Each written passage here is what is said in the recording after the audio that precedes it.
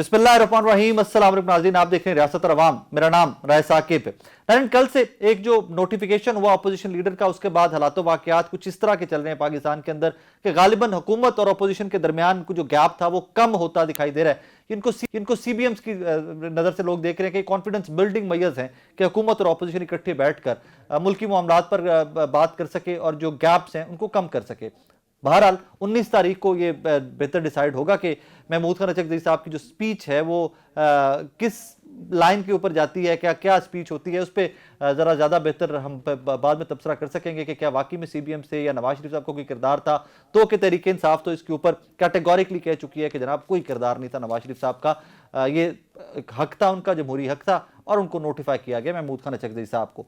At the same time 19 तारीख की speech जिसका मैं जिक्र कर रहा हूं कि सेशन है 19 को, तो एक्सपेक्टेड है कि ऑब्वियसली ऑपोजिशन लीडर उसमें तकरीर करेंगे। उसके बारे में आज स्पीकर साहब याद सादिक साहब की एक स्टेटमेंट आती है कि जनाब फौज अदलिया इदारों के खिलाफ कोई बात असेंबली के फ्लोर से करने की इजाजत नहीं होगी।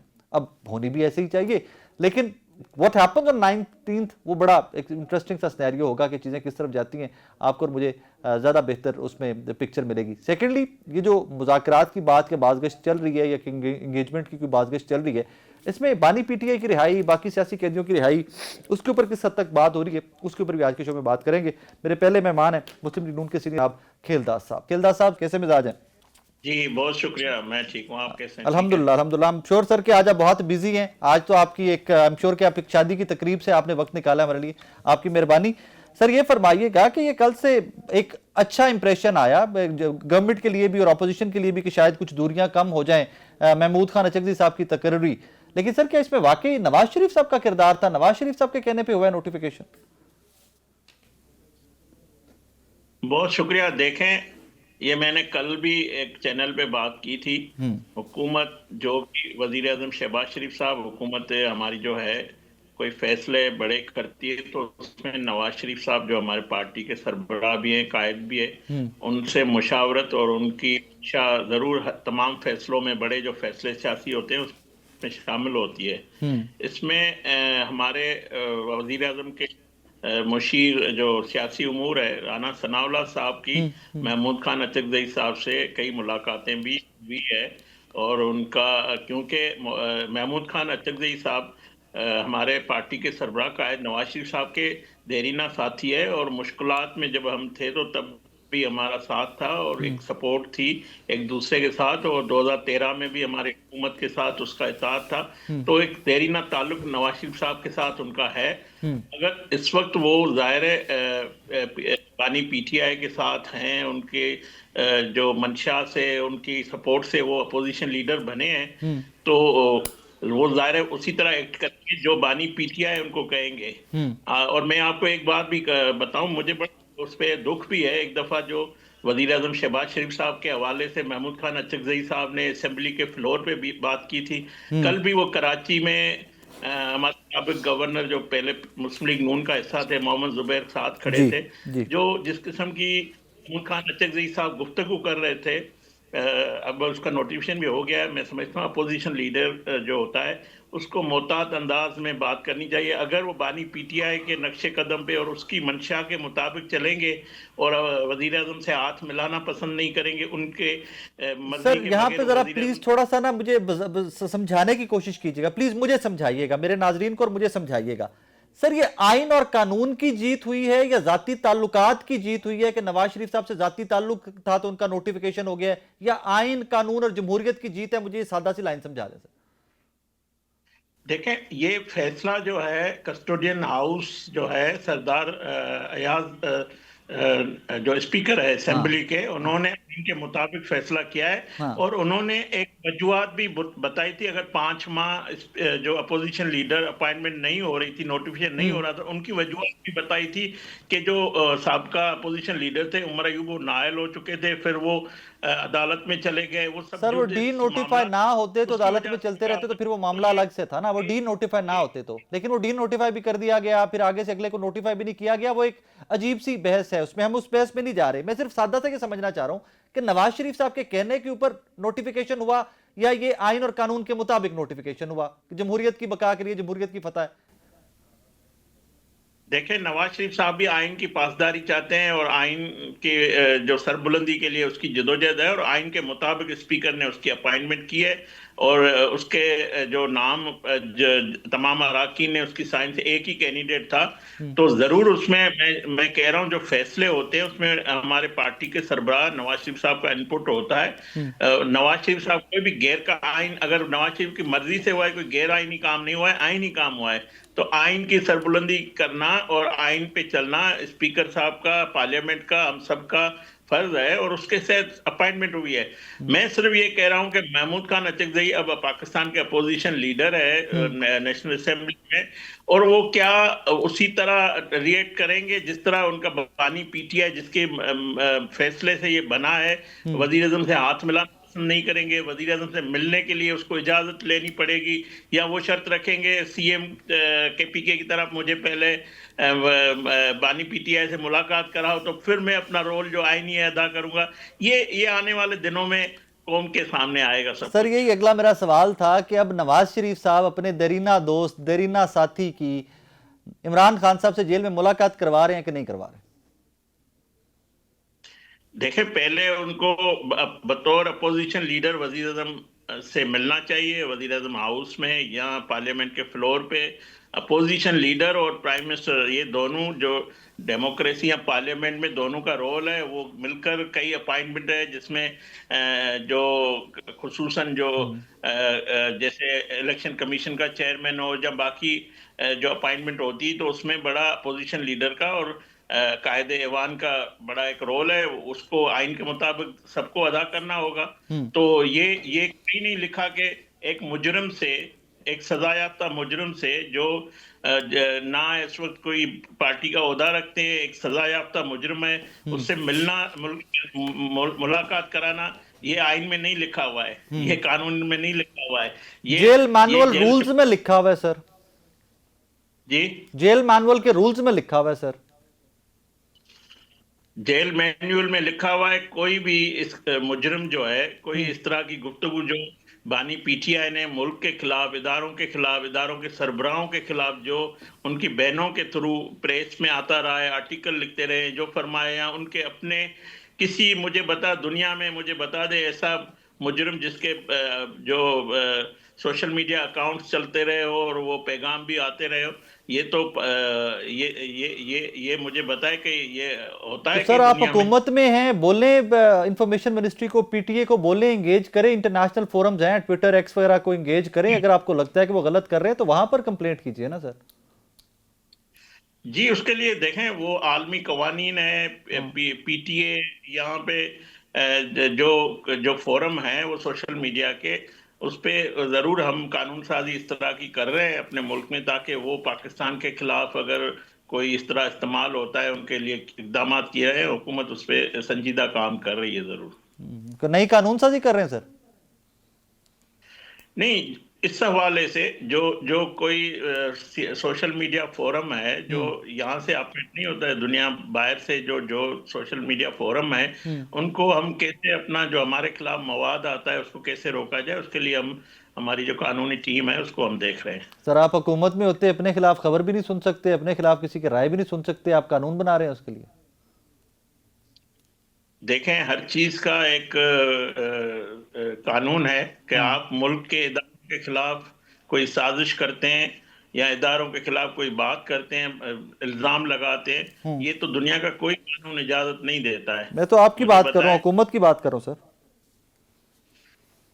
नहीं, हुकूमत ये आप आपका जो मैं बात समझ चुका हूँ, वो आप ये कह रहे हैं कि आप अकदन लगा रहे हैं किसी के इज़हार राय की आज़ादी पे। ये इज़हार एग्जैक्टली अगर आपकी हुकूमत की हद तक की बात करें, इसके लिए पीका एक्ट पाकिस्तान में मौजूद है, हाँ, कानून मौजूद है जो मुल्क के अंदर है।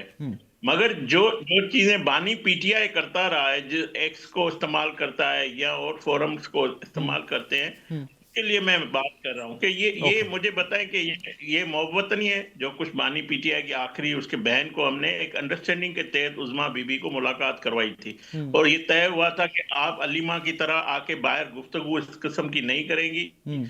और जिससे जो है फिर आपके लिए मुश्किलात हो। तो ये ज़रा ये जेल मैनुअल भी इजाज़त नहीं देता है। हम्म। अगर जेल मैनुअल ये इस किस्म की इजाज़त होती तो ज़रूर होती, मगर ये जेल मैनुअल में ये नहीं लिखा हुआ है कि आप इस तरह की गुफ्तगू एक मुजरिम सज़ा याफ्ता जिनको खेलदार जिन्होंने साहब, ये जुर्म कानूनी किया। बहस है, मैं आपको इसमें लेके नहीं जाना चाह रहा था, लेकिन आपने स्टार्ट कर दिया तो मैं इस पर थोड़ा सा अर्ज कर दूं। सर, ये जेल की विसिनिटी या जेल के हाथे के अंदर हो तो ये जेल मैनुअल या सुप्रिटेंडेंट का मामला बन जाता है। ये गुफ्तगू जेल से बाहर होती है। सो ये थोड़ा सा लीगल सा मैटर है। आई थिंक इसके ऊपर वकला में आपको और मुझे बेहतर गाइड कर सकते हैं। सेकेंडली ये फरमाए सर, 8 फरवरी का एहतजाज, तहरीक इंसाफ को इजाजत है एहतजाज की या नहीं? देखें, पुरअमन एहतजाज करना, सियासी सरगर्मियां, सबको इजाजत है। Very good. कानून हाथ में लेना, इंतशार फैलाना, फसाद करना, सड़कें बंद करके लोगों की जिंदगी को अजीरन बनाना, पुलिस पे हमले करना, कानून के इदारों के हमले करना, ये किसी को इजाजत नहीं है। बिल्कुल ये ठीक है ना है ना दे। सर। अगर आपको राइटिंग में दे देते हैं कि जनाब पुरअमन एहतजाज होगा, यही महमूद खान अचकजई साहब या जो पाकी पार्टी तहरीक इंसाफ के सरबराहान है वो आपको राइटिंग में देते हैं कि जी पुरअमन एहतजाज होगा, तो इजाजत है सर? जी, मैं कह रहा हूँ पुरअमन एहतजाज करना हर किसी का हक है, जाए जहां पे भी पाकिस्तान में वो एहतजाज करना चाहते हैं। सड़कें बंद करना, इंतशार फैलाना, मैं वही बात कर रहा हूँ। महमूद खान अचकजई साहब हो, बैरिस्टर गौहर हो, सीएम केपी के हो, आज भी महमूद खान अचकजई सिंध के दौरे पे हैं, सियासी सरगर्मी कर रहे हैं। इस वक्त जब मैं आपसे गुफ्तगू कर रहा हूँ, जी। एक जलसे जो साईं जीएम सैयद जो है उनकी सालगिरह की तकरीब में मौजूद है। तो सियासी सरगर्मियों की किसी को पाबंदी नहीं है, मगर इंतजार की, मगर किसी ऐसे सरगर्मी की तो इजाजत नहीं दे सकती जो मुल्क को डिस्टर्ब करे या मुल्क के कानून के खिलाफ हो। वो तो नहीं करने देंगे ना। बिल्कुल ठीक है खेलदार साहब, बहुत शुक्रिया आपको, थैंक यू वेरी मच। नाजरीन, जनाब खेलदास कोस्तानी साहब हमारे साथ मौजूद थे। एहतजाज तहरीक इंसाफ करना चाहती है करें, लेकिन पुरअमन, एंड दैट्स नॉट, मैं नहीं कह रहा, खेलदास कोस्तानी साहब कह रहे हैं। और वैसे माजी की मिसालें जो एहतजाज रिसेंट पास के उठाकर देख लीजिए तो बाकी पॉलिटिकल पार्टीज़ की तरह ही पाकिस्तान तहरीक इंसाफ के एहतजाज होते रहे। लेकिन चलें, गवर्नमेंट का एक अपना नैरेटिव है, गवर्नमेंट का एक अपना देखने का व्यू पॉइंट अलग से है, तो उसके ऊपर देखते हैं कि 8 फरवरी को क्या डिसाइड होता है। एक छोटा सा ब्रेक, मेरे साथ रहिएगा। वेलकम बैक नाज़रीन। इस सेगमेंट में हमें ज्वाइन किया पाकिस्तान तहरीक इंसाफ के सीनियर रहनुमा जनाब शफकत अवान साहब ने। शफकत साहब, अस्सलाम वालेकुम सर। वालेकुम सलाम। सर कैसे मिजाज हैं, खैरियत से हैं आप?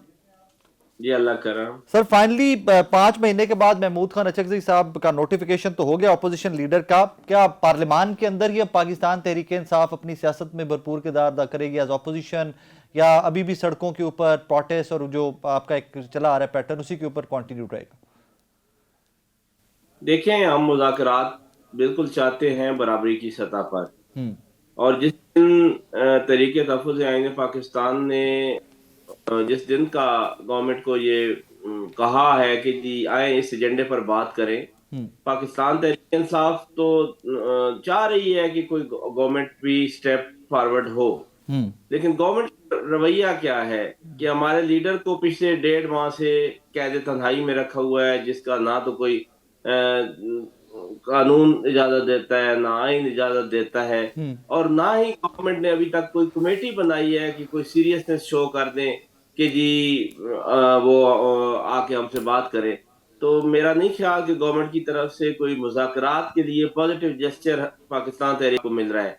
लेकिन शफकत भाई, जो मेरी इत्तला है वो पुरानी कमेटी ही फाल है नून लीग की, जो पहले आपके एक दफा मुज़ाकरात का आगाज हुआ था और वो भी गालिबन मुलाकात के ऊपर ही आकर आगे फर्दर मुज़ाकरात नहीं बढ़ सके थे, वही कमेटी फाल है उनकी अभी। देखिए, वो बता दें कि हमारी कमेटी फाल है। हाँ। उन्होंने बिल्कुल हमें कुछ ऐसा जेस्चर नहीं दिया कि आए कि इनके साथ बैठें और बात करें। हालांकि हमारी तरफ से पूरा मैंडेट है महमूद खान अचकजई साहब और राजा इलामा नासिर अब्बास साहब के पास कि वो जो भी बातचीत करें, तो खान साहब ने कहा है कि मैं उसको ऑन करूंगा, और हमारी तरफ से वो बिल्कुल तैयार हैं बातचीत करने के लिए। आगे अब हमने बता भी दिया है कि आए इन चीजों पे बात करें। क्या है कि आजाद इलेक्शन कमीशन हो, मुल्क में जमहूरियत बहाल हो, सिविल सुपरमेसी हो, और हमने कोई भी ऐसी बात नहीं की जिसमें कोई पर्सनल किसी की बात हो। सारी बात जो है वो सिर्फ और सिर्फ जमहूरियत से रिलेटेड है, वो पार्लियामेंट से रिलेटेड है, वो पाकिस्तान तहरीक इंसाफ सिर्फ इमरान खान साहब की रिहाई और सियासी कैदियों की रिहाई से आगे को मामलात को लेकर चलना चाह रही है, या आप लोगों ने डिसाइड कर लिया कि इससे आगे भी अंडर डिस्कशन मैटर्स आएंगे? अब अगर आप वो सारा एजेंडा देखें जो तरीके तहफ़्फ़ुज़ आएंगे पाकिस्तान के प्लेटफॉर्म से गवर्नमेंट को गया है कि आए इस पे बात करें, तो उसमें कहीं पे भी इमरान खान साहब की रिहाई की बात या सियासी कैदियों की रिहाई की बात नहीं है, बल्कि जो पहले एजेंडा था उसमें थी और हमने उसको ड्रॉप आउट करवाया है।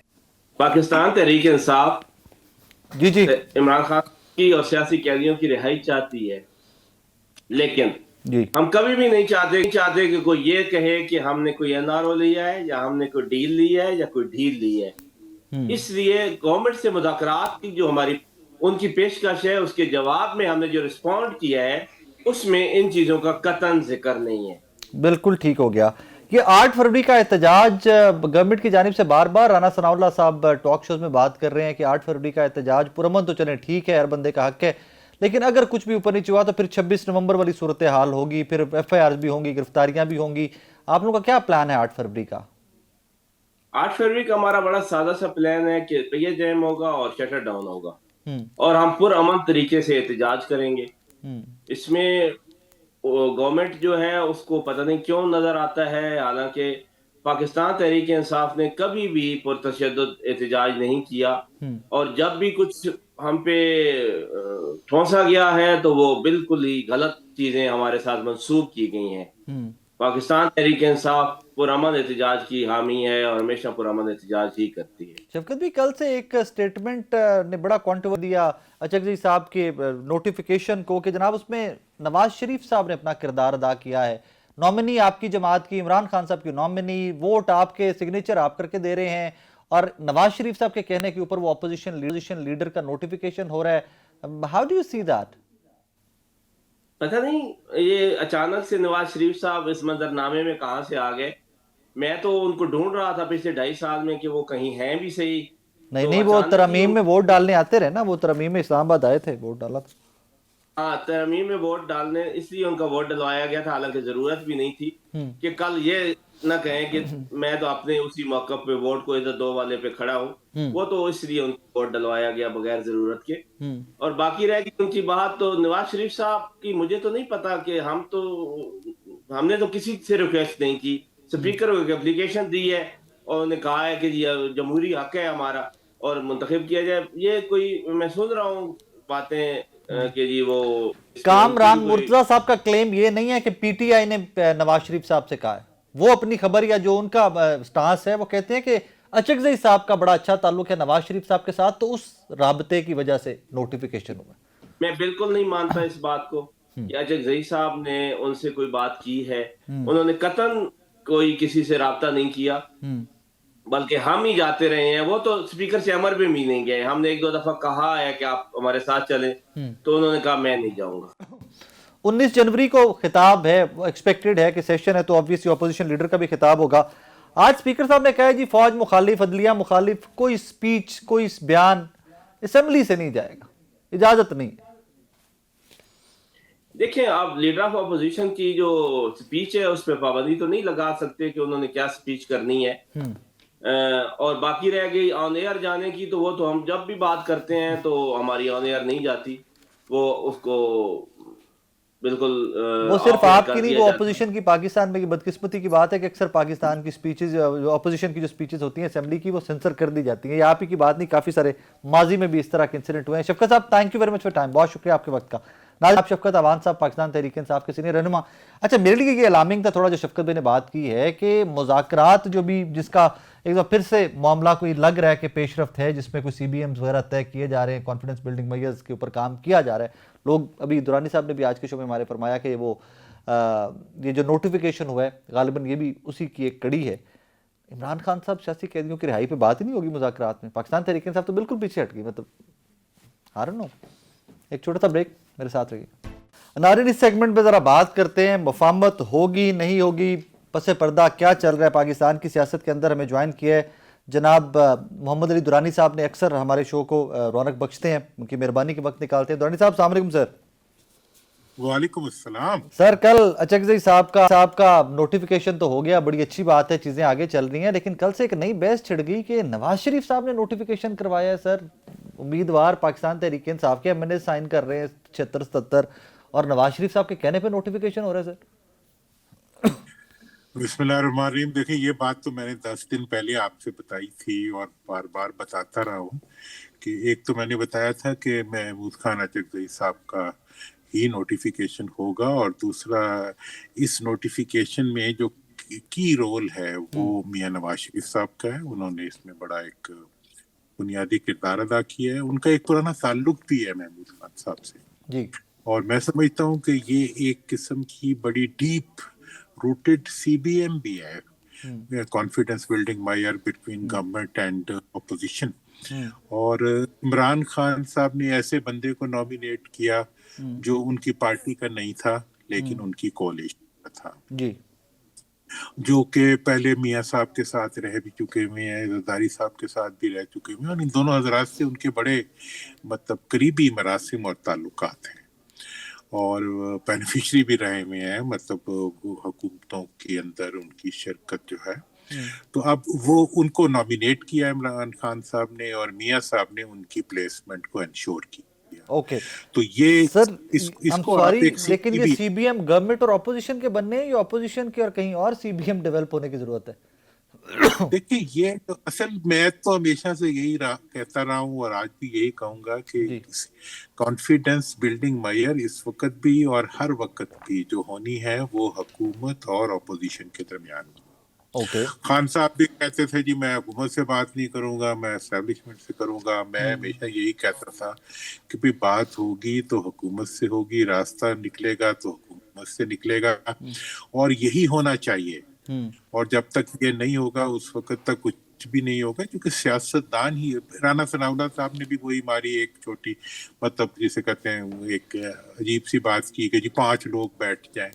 5 कोई नहीं, जरदारी, नवाज शरीफ साहब और इमरान खान साहब और उनके जेल में जो तीसरे लोग हैं, ये जब आपस में कनेक्ट होंगे तो फिर आगे मामला बढ़ेगा। और ये मेरी राय भी है और मैं इसको समझता हूँ कि, और मुझे ये भी लगता है कि मियां साहब जो है, अगर कोई इसके रास्ते में सियासतदान रुकावट बनेगा तो मियां साहब उसको रिप्लेस कर। वंडर बॉय कौन है? बड़ा सुहेल बड़ाई साहब ने कॉलम लिख दिया, उसके बाद बहस शुरू हो गई कि वंडर बॉय आ रहा है, कहाँ पे आ रहा है और है कौन सर वंडर बॉय? देखें, अब मतलब यह देखें, अब इस वक्त जब ठंडा होने लगता है ना काम मीडिया में, जर्नलिज्म में, कोई हमारे यहाँ सबसे बड़ी एंटरटेनमेंट पॉलिटिक्स है। जब पॉलिटिक्स की एंटरटेनमेंट थोड़ी सी डाउन होती है तो फिर कोई बड़े उस्ताद जो होते हैं सुहेल साहब की तरह के, वो कोई ना कोई ऐसा छोड़ देते हैं बीच में अपना बाबा कि जो के अटेंशन को अट्रैक्ट कर सके। तो अब ये है कि हमने 100 वंडर बॉय देखे हैं, हर वंडर बॉय जो है वो असल में बाद में थंडर बॉय से लेके बस गटर बॉय बन जाता है। इस वक्त वंडर बॉय से मसले हल नहीं होने, मसले हल उसी वक्त होते हैं जब पॉलिटिकल सॉल्यूशंस निकलते हैं, जब पॉलिटिकल देखें, वंडर बाबे तो इस वक्त बैठे हुए हैं, मियां साहब इज ए वंडर बाबा, जरदारी साहब इज ए वंडर बाबा, तो उन बाबों से लेना। वंडर बॉय ने आके बाबों के सामने क्या काम कर, सर वो कहते हैं डिलीवर नहीं कर पाए ना ये, इसलिए वंडर बॉय चाहिए। हाँ, तो जिन्होंने डिलीवर नहीं किया उनके बारे में सोचे ना। देखें, आपकी गवर्नमेंट डिलीवर नहीं कर सकी, इसमें बाबू का तो रोल नहीं है ना।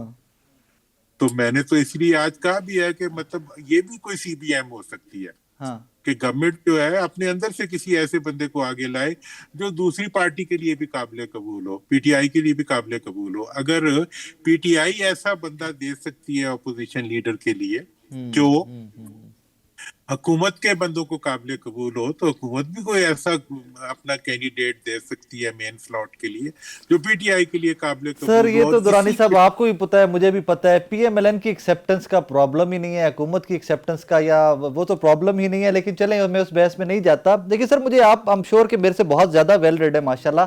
सर ये बॉय का लफ्ज कितनी की एज तक का इस्तेमाल कर सकते हैं हम? 20 साल, 25 साल, 30 साल उम्र हो तो हम बॉय का लफ्ज इस्तेमाल कर सकते हैं? कितनी की उम्र लिए इस्तेमाल कर सकते हैं? ये तो देखने वाले की नजर पे डिपेंड करता है कौन उसको बॉय लग रहा है और कौन इसको तो डिफाइन देखें जी, यूथ की एज की जो डेफिनेशन है, अगर बॉय को आप यूथ से लिंक करते हैं, तो मैं तो यूथ का वजीर रहा हूँ, तो उसकी तो डेफिनेशन डिफरेंट है ना, कुछ एज कहता है। सर जिस जगह मैं आपको लाना चाह रहा हूँ आप आ नहीं रहे, आप मुझे घुमाई जा रहे हैं इधर से उधर से इधर। तो देखिए, मुझे कोई थ्रिल नहीं नजर आ रही वंडर बॉयज के अंदर, ठीक है ना जी। मैं तो ये समझ रहा हूँ कि सियासत के अंदर जो है वो वंडर बॉयज ने आज तक कोई वंडर तो दिखाया ही नहीं है। अब बाद में कोई गंदम चोरी करके भाग जाता है, तो कोई किस तरह करके भाग जाता है, तो वो तो छोड़ दे, ठीक है ना। अब असल चीज ये है कि जो आपने अगर पॉलिटिकल वंडर्स सर अच्छा, जो गंदम चोरी कर ले वो वंडर बॉय नहीं हो सकता आपके नजदीक? वो कैसे हो सकता है? देखे ना जी, फिर वंडर बॉय तो नहीं रहता ना। इसीलिए देखो, ये जो होता है ना कि जी अनएक्सपोज्ड पॉलिटिकली नाइव लोगों को, सिर्फ कोई मतलब चाम चलाकी गुफ्तगू बातचीत का स्किल रखने वालों को जब आप ले आते हैं, तो यू आर बैडली मतलब मिसअंडरस्टूड। वो भी मिसअंडरस्टूड होते हैं और रिजल्ट भी कोई नहीं आता, और सिर्फ जो है बातों के जरिए मसले हल नहीं होते। ये तो बड़ी प्रैक्टिकल एक चीज है। सियासत एक बहुत मुश्किल काम है, गवर्नेंस उससे भी मुश्किल काम है। गवर्नेंस इदारों के जरिए होती है। इस वक्त देखें, फौज एक इदारा है, इदारे के तौर पे अगर वो कुछ गवर्नेंस में कंट्रीब्यूट कर रही है, तो वो अपनी इदारा जाती ताकत पे कर रही है। किसी खाली एक फर्द के ऊपर नहीं होता, बल्कि पूरे इदारे की ताकत उसके पीछे होती है। सर आपने कुछ ना कह के सब कुछ वैसे कह दिया है, जहाँ पे मैं लेके जाना चाह रहा था, मेरे जो देखने वाले हैं वो समझ जाएंगे कि आप और मैं किसकी बात कर रहे थे। मैंने समझ आ गई, हम श्योर कि हमारे व्यूअर को भी समझ आ जाएगी। इसमें एक बात मैं आपको और बता दूं, वो जो आप कहते हैं ना कि वो तो कोई और है जो करेगा और आप और तरफ ले जा रहे हैं, मैं उधर ही ले जा रहा हूँ। मेरी बात देखे बहुत देर से समझ आती है। मैंने सर मुझे आइडिया है, मुझे आइडिया है sir. Thank you. Mahmood Khan साहब आएंगे, वो आ गए सर। अभी भी मैं ये कह रहा हूँ, पॉलिटिकल प्रोसेस आगे चल के रास्ता सर। अल्लाह खैर करे। Thank you very much sir, thank you, God very much for time. नाज़रीन, जनाब मोहम्मद अली दुरानी साहब ट्रेवल कर रहे थे और उन्होंने मेहरबानी की, उन्होंने हमारे लिए और आपके लिए वक्त निकाला। एक छोटा सा ब्रेक, मेरे साथ रहिएगा। नाज़रीन, इस सेगमेंट में जरा देखते हैं कि पाकिस्तान की इकोनॉमी परफॉर्म कर कैसा रही है। बिकॉज ऑब्वियसली गवर्नमेंट के वुज़रा, जब वफाकी काबीना के वुज़रा आते हैं टेलीविजन के ऊपर, तो आए दिन हमें बताया जाता है कि पाकिस्तान बहरानों से निकल गया, इकोनॉमी स्टेबल हो रही है। But let's be very honest, आप ज़रा थोड़ा सा अपने इर्द गिर्द तरह नज़र दौड़ाएं तो आम आदमी की मुश्किलात शायद अभी बहुत कम नहीं हुई, और होती भी कोई नियर फ्यूचर में नज़र भी नहीं ऐसा चाह रही। लेकिन चलें, वो तो आम आदमी की बात थी। लेकिन जो जिसके सर के ऊपर मईशत चलती है, इंडस्ट्री, उस इंडस्ट्री के बहुत सारे लोग भी टेलीविजन के ऊपर आकर हमें आए दिन बता रहे हैं कि यार हमारे चैलेंजेस भी बहुत बढ़ते जा रहे हैं। व्हाट एग्जैक्टली इज हैपनिंग और हमें ज़रूरत क्या करने की है, आज इस पर ज़रा बात करते हैं। हमें ज्वाइन किया है जनाब हारून शरीफ साहब ने। हारून साहब, अस्सलाम वालेकुम सर। जी sir, thank you very much for time. Sir, कल आई एम श्योर कि आपने FPCCI के सदर आतिफ इकराम शेख साहब की भी प्रेस कॉन्फ्रेंस देखी होगी, और वो थोड़ी सी अलार्मिंग थी मेरे लिए, तो कि आई वाज एक्सपेक्टिंग गवर्नमेंट आए दिन आपको और मुझे बताती है कि इकोनॉमी स्टेबल ना हो, लेकिन वो तो कुछ और ही कहानी कल की प्रेस कॉन्फ्रेंस सुना रही थी। सर, व्हाट वेंट रॉन्ग, कहां पर गलती है, क्या ठीक करने की जरूरत है? जी, आपका जो नुक्ता है, देखिए मैं इसको बड़े आसान अल्फाज में एक्सप्लेन करने की कोशिश करता हूँ। Please sir. मैं दुनिया की बहुत सी इकोनॉमीज के साथ एंगेज रहता हूँ, हिस्टोरिकली भी रहा हूँ जी। जब ये कहा जाता है कि मईशत जो है वो मुस्तहकम हो गई है, डिफॉल्ट से पीछे हट गई है, वो मईशत जो होती है वो हुकूमत की मईशत होती है। ओके। कि हुकूमत अब डिफॉल्ट नहीं करेगी, हुकूमत के पास कुछ रिजर्व्स बढ़ गए हैं, हुकूमत के पास लोन नए आ गए हैं, तो उनको सहारा मिल गया और IMF की स्टैंप है। उसको लिंक करना कि वो जो आम आदमी की या इंडस्ट्री की या रियल सेक्टर्स की मईशत है जी, वो पाकिस्तान में एक डिस्कनेक्ट है, और आज से नहीं है, पिछले 25-30 बरस से है। हम टोटली सिर्फ हुकूमत के बेल आउट्स को मईशत की कामयाबी कहते हैं, ना कि turn around of the real sectors of economy के हम दुनिया की मंडियों में compete कर सके, हम अपना ज़र मुबादला कमा सके। देखिए, पाकिस्तान की 4 फॉल्ट लाइन्स हैं। नंबर 1 ये है कि यंग लोगों को बाइज्जत रोजगार के मौके चाहिए, ये सबसे बड़ी फॉल्ट लाइन है।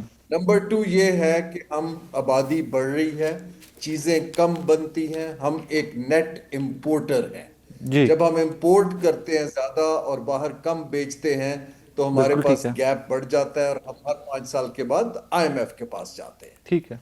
तीसरा ये है जो हमारी प्रोडक्शन भी कम है और प्रोडक्टिविटी उससे भी कम है। जो ठीक। हम बनाते हैं वो बहुत बेसिक है। ठीक You है। know, अब ये जो हुकूमत का डिफॉल्ट से बचता है, सवाल इन वज़रा को खैर खुद भी नहीं समझ, ये बनता है कि आपका जो डिफॉल्ट से बचना है वो इन फॉल्ट लाइन को कैसे ठीक कर रहा है और आपके इस साल के टारगेट्स क्या हैं, यू नो। बिल्कुल ठीक है, ठीक है, बजाय इसके मेकिंग कि सेंस। एक का बजाना कि अब हम अपने बिल पे कर सकते हैं, I think that is not saleable any more, और लोग उसको बाय इन नहीं करेंगे क्योंकि असल हकीकत उसके बरक्स। सर इसमें थोड़ा सा माजी में आपको लेके चलूंगा। टेक्सटाइल हमारा बड़ा बैकबोन होता था हमारी मुईशत का, टेक्सटाइल एक्सपोर्ट्स हमारी पाकिस्तान की बहुत अच्छी थी और इस इंडस्ट्री के ऊपर हम बड़ा रिलाय करते थे। और ये कल कॉन्फ्रेंस में टेक्सटाइल सेक्टर को काफी ज्यादा डिस्कस किया गया है कि जिस रेट के ऊपर बिजली हमें मिल रही है, जिस रेट पे बांग्लादेश के सारिफ को मिल रही है, इंडिया के सारिफ को मिल रही है, टैक्सेशन के ऊपर बात की गई है, सैलरीड क्लास के टैक्सेशन के ऊपर बात की गई है। सर ये वो तमाम टॉपिक्स हैं जो जिससे मैं डायरेक्टली इफेक्ट होता हूं। मतलब मैं एक सैलरीड क्लास से आता हूं, मेरे टैक्सेस डायरेक्टली मुझे हर महीने इफेक्ट करते हैं और मैं ये सोचने पे मजबूर होता हूं कि व्हाट नेक्स्ट, मतलब इससे आगे क्या, कि कैसे गुजारा करना है। सर ये आपको और मुझे ये चीजें डेली तंग करती हैं क्या? वो जो डिस्कनेक्ट की आप बात कर रहे हैं गवर्नमेंट का, और मैं तो कहूंगा कि गवर्नमेंट और सैलरीड क्लास का भी कोई डिस्कनेक्ट है, इसको ब्रिज कैसे किया जा सकता है? जी देखिए, पाकिस्तान की जो इंडस्ट्रियल सेक्टर की या ओवरऑल मईशत है उसका ढांचा बहुत सालों से बदला नहीं है। ओके। टेक्सटाइल जो है एक्सपोर्ट का 60% रहा है, अभी भी उतना ही है जी। ज़राअत की कंट्रीब्यूशन 20-22% है, अभी भी उतनी ही है। नाउ ये ना सिर्फ ढांचा बदला नहीं है बल्कि दुनिया के बदलते तकाजों के मुताबिक टेक्सटाइल ने भी अपने आप को मॉडर्नाइज या एडजस्ट नहीं किया। देखें, जब हमारी टेक्सटाइल मजबूत थी तब कॉटन बेस था और हमारे पास रॉ मटेरियल था, हमारे पास एज थे। आज जो दुनिया की टेक्सटाइल है वो रिसाइकल्ड कपड़े के ऊपर चलती है। ठीक है, बिल्कुल ठीक। देखिए ना, हमारी कॉटन कम हो गई है, आज की टेक्सटाइल मैकेनाइज बहुत ज्यादा हो गई है, लेबर एक एडवांटेज नहीं रहा है। यू नो, एक जमाने में चीप लेबर टेक्सटाइल का एडवांटेज था। तो हुकूमतों का रोल ये होता है कि इन बदलते ट्रेंड्स के मुताबिक इंसेंटिव्स क्रिएट करें, फाइनेंसिंग क्रिएट करें, ताकि हमारा इंडस्ट्री का ढांचा कंपेटिटिव हो सके और एडजस्ट कर सके। हुकूमत जो है वो सब्सिडीज पे चलती रही कि जी हम एक्सचेंज रेट में खेल देते हैं, टैक्स रिफंड दे देते हैं, सस्ती बिजली दे देते हैं, सस्ता कर्ज दे देते हैं। लेकिन सस्ता तो राय साहब वो देगा जिसकी जेब में पैसे होंगे। ठीक है, बिल्कुल ठीक। जब आपके पास अपने बिल पे करने के पैसे नहीं है तो सब्सिडी कहां से देंगे? अब IMF बार बार कहता है कि जी सब्सिडीज बंद करें आप सारी। सो एक तो अब ये एक विशेष साइकिल में हम फंसते चले जा रहे हैं कि हमने अपनी जो ढांचा है मईशत का उसको जदीद तरीकों पे चेंज नहीं किया या उस तरफ हम नहीं गए। दूसरा सवालात ये है कि अब हमने अपनी जो कभी भी बात तो करते हैं लेकिन रियल टर्म में कुछ पॉलिसी की इस्लाहात नहीं की, खास तौर पे टैक्सेशन में। टैक्सेशन कलेक्ट की जाती है रिग्रेसिव तरीके से एक नंबर मीट करने के लिए, किताब को बैलेंस करने के लिए। ठीक है। टैक्सेशन इसलिए नहीं की जाती कि ये एक रीडिस्ट्रीब्यूटिव पॉलिसी है कि अमीर से लेके आपने डिजर्विंग को पास ऑन करना है। टैक्सेशन इसलिए नहीं की जाती कि इंडस्ट्री हमारी एक्सपैंड हो और स्केल पे जाए और टैक्स ज्यादा आए, लिहाजा हम सैलरीड को और इंडस्ट्री को मजीद टैक्स किए जा रहे हैं। और अब तो टैक्स जो है आपकी जो इंडिपेंडेंटली अगर देखें तो 55 से 60% तक चला गया। Now with that and no lending available, क्योंकि जो बैंक्स हैं वो 65% कर्जा तो हुकूमत को दे देते हैं। सो हुकूमत क्राउड आउट करती है तो प्राइवेट सेक्टर के लिए तो बचता नहीं। With this kind of taxation and unavailability of financing and no investment in research and innovation, हमें ये सोचना पड़ेगा कि हम competitive जो नहीं होते जा रहे, ये उसकी रूट कॉज दिखाई देता है। हारून साहब, हम श्योर के आप डेली अपडेटेड रहते हैं व्हाट्स हैपनिंग। अभी रिसेंटली एक स्टोरी मेरी नजर से गुजरी और एक तरफ तो हमारा टेक्सटाइल सेक्टर ये बिजली और ये सारी कंप्लेंट्स करता है, इसी तरह एक ग्रुप है पाकिस्तान का, सर वो एक्सपेंशन में भी जा रहे हैं, वो नए बिजनेसेस भी ला रहे हैं पाकिस्तान में, वो पाकिस्तान से बाहर भी यूनिट लगा रहे हैं, पाकिस्तान से बाहर भी फैक्ट्रीज लगा रहे हैं, और दुनिया के टॉप के जो ब्रांड्स हैं उनको वो जुराबें एक्सपोर्ट कर रहे हैं। सर उस एक स्टोरी के ऊपर या उस एक इंडस्ट्री के ऊपर आपकी कोई ग्रिप है कि how they made it possible कि जब हर चीज नीचे जा रही थी, डिक्लाइन में जा रही थी, एक इंडस्ट्री या एक ग्रुप उठता है, वो एक्सपेंशन भी कर रहा है, वो डिविडेंड भी बहुत अच्छे दे रहा है, वो फर्दर बाकी मुल्कों में भी जाके पाकिस्तान का नाम रोशन कर रहा है। How they could do it, कैसे पॉसिबल किया उन लोगों ने ये? देखिए, इस वक्त पाकिस्तान के अंदर, जैसे मैंने पहले अर्ज किया, कि दो तरह के हमारे एंटरप्रेन्योर्स हैं जी। एक एंटरप्रेन्योर है ओल्ड स्कूल का, जो स्टेट के पेटनेज पे एक्सपोर्ट करता है या बेचता है। ठीक है। एक एंटरप्रेन्योर है जो पाकिस्तान की एंडोमेंट को और पोजीशन को स्मार्टली इस्तेमाल करके दुनिया से compete करता है। जैसे वोवन टेक्सटाइल की बात हो रही है, उसके अंदर बहुत से लोग बहुत अच्छा काम कर रहे हैं, क्योंकि हमने दुनिया के बड़े ब्रांड्स की जो चीजें वियतनाम में बनती थी, चीन में बनती थी, कैम्बोडिया में थी, हमारे पास इस वक्त अगले 10 साल लेबर का एडवांटेज है, रॉ मटेरियल की इकोसिस्टम बना हुआ है, तो हम उनसे बेहतर है। तो जिन्होंने तो उसको इस्तेमाल किया and they are doing really a wonderful job, और वो उसको कैश इन किया, और पोस्ट कोविड भी उनको अपॉर्चुनिटी मिली, और अभी टैरिफ्स का भी उनको एडवांटेज मिल गया। लेकिन जो ओल्ड स्कूल वाले हैं, जो अभी तक धागा बेच रहे हैं, या जो रॉ ग्रे क्लॉथ बेच रहे हैं, और जिन्होंने सिर्फ सब्सिडीज पे जोर रखा है, उनके लिए मामलात मुश्किल से मुश्किल होते दिखाई दे रहे हैं। लेकिन हमें इस वक्त सोचना ये है कि जो लोग हमारे विनर्स हैं, जो इन हालात में एक्सपोर्ट भी कर रहे हैं, बढ़ा भी रहे हैं जी, उन विनर्स को सपोर्ट कैसे किया जाए। देखिए ना, अगर आप उन विनर्स के ऊपर उनको सपोर्ट नहीं करेंगे तो वो स्केल उस तरह नहीं बढ़ा पाएंगे। ये एक टाइम है, ये टाइम अगले 5-7 साल के बाद बदल जाएगा। तो यहाँ पॉलिसी की बात आती है साकिब साहब, जहां मिसिंग लिंक ये है कि ये हमारा मुल्क एक ऐसा अभी भी है जिसके पास कोई कटिंग एज इंडस्ट्रियल पॉलिसी नहीं है। अगर इंडस्ट्रियल पॉलिसी नहीं है तो फिर ये है कि डिफरेंट लॉबी ग्रुप्स आके अपना काम कराते हैं और उसके ऊपर काम करते हैं। हमें तो एक इस वक्त ऐसा पॉलिसी फ्रेमवर्क दे रहा है कि हमारे 4 विनर्स हैं जो अच्छा काम कर रहे हैं, लेट्स बिल्ड ऑन दैट। देखिए, सियालकोट एक शहर है जो 100% एक्सपोर्ट जी। मैं बार बार कहता हूं कि आप उसकी कैपेसिटी को डबल करने की पॉलिसी क्यों नहीं देते, क्योंकि वो हमारी 12% एक्सपोर्ट एक शहर कर रहा है, उसको 25 करना आसान है, या ओल्ड स्कूल जो इररेलेवेंट इंडस्ट्रीज हैं उनको सहारा देना आसान। बिल्कुल ठीक। तो ये पॉलिसी ट्रेड ऑफ्स होती है। हारून साहब, थैंक यू वेरी मच। नाज़रीन, हारून साहब की गुफ्तगू आपने सुनी।